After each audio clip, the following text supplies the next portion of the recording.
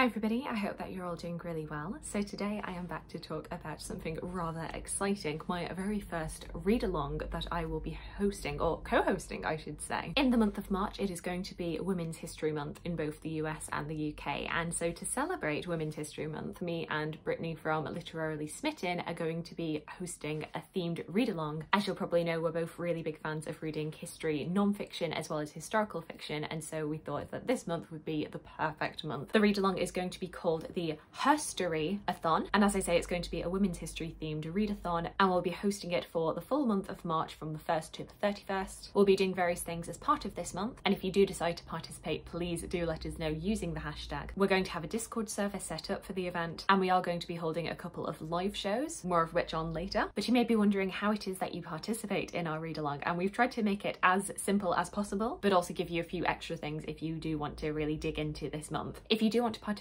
in the Her-storyathon, then you need only read one book. Yes, one book. It can be either fiction or non-fiction, and it has to be about a historical female figure. And to be very, very clear, we are meaning a historical woman who actually did exist. They may even still be alive now, it just may be that the thing that they did was historical, but the person does have to have existed, as opposed to a female-focused narrative that is completely fictional. That's it, that is all you have to do to take part in this readathon, read one book. However, we did want to make it a little bit more fun for you all, and if you did really want to get into this month, we have created a little bingo card with 9 prompts, and feel free to try out any of these prompts and tick them off as you see fit. To make it as easy as possible, doubling up of prompts is completely allowed, so if you have a book that fits one or more of these prompts, then you can absolutely tick it off. You don't have to read exactly 9 books that hit all of these prompts. Here is the lovely bingo card that Brittany put together, and the 9 different prompts are as follows. Number 1, read a book about a woman who lived in a different country to your own. Number 2, read a book about a woman or group of women who were not titled, aka women who are not royals or members of the nobility. That one is particularly for me because I am very prone to just reading about queens. Number 3 is to read a book about a woman or group of women who are somehow local to you. We are not being very specific on what local means. It can be somebody who lived in the same town as you, the same city, the same county or state, or even just the same country, just because we know it may not always be accessible to say you must read somebody who lived within like 5 miles of you. Whatever local means to you, do with that prompt as you see fit. Prompt number 4 is to read letters, essays, diaries, or memoir from a historical woman. This one was particularly to take things outside of the traditional historical fiction or non-fiction biography, reading something that came from the personal hand of a historical person. Prompt number 5 is to read a book about a woman who inspires you or who you particularly admire. Prompt number 6 is to read a book about a woman or group of women who are in some way underrepresented a lot of the time, whether that is reading about somebody who is BIPOC or LGBTQ+,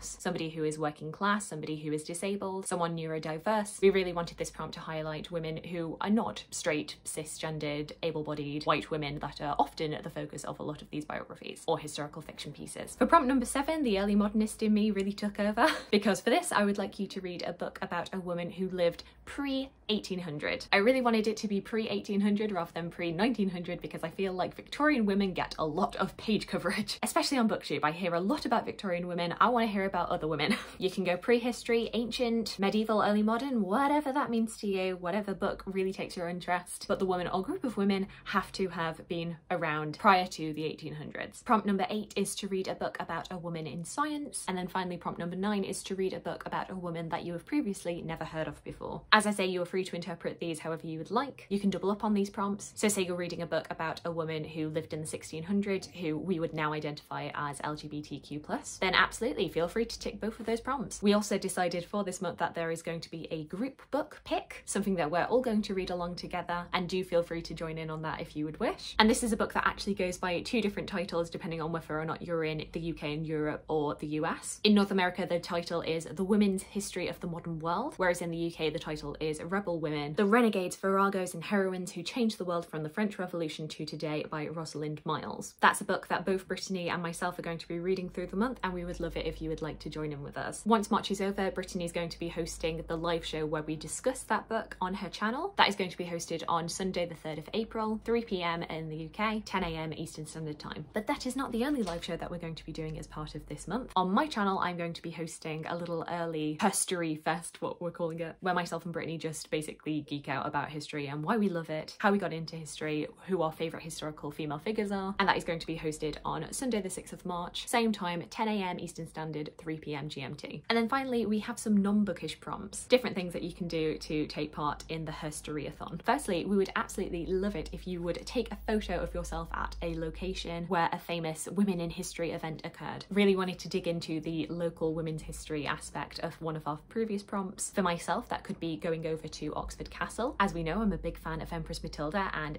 Oxford Castle is a big key location for Empress Matilda history. But also March is my birthday, and I am going to be going home to West Yorkshire for my birthday. And I am quite keen whilst I'm there to visit either Shibden Hall, which is where Anne Lister lived, or to go to Haworth, where of course the Brontes lived. So I'll be definitely taking photos of wherever I go. And then finally, the second non-reading prompt is to watch a documentary, a movie, a TV show, or listen to a podcast that is in some way tied to women's history. This one I think should be quite an easy prompt because there is so much out there. In the month of March, I'm definitely going to be doing some recommendation videos, both for bookish and non-bookish things that really tie into women in history. And there we go, that is all of the information that I have for you about this event. I do really hope that some of you get involved in this. I hope it's a really fun event. I'm just very, very excited to geek out about women in history. It's my favourite kind of history. But there we go, that is everything for now. Are you going to be getting involved? Are there any books that you currently have on your TBR that would be perfect for this month? I would love to hear from you. I hope you're having a fantastic, fantastic day, and I look forward to talking to you again soon.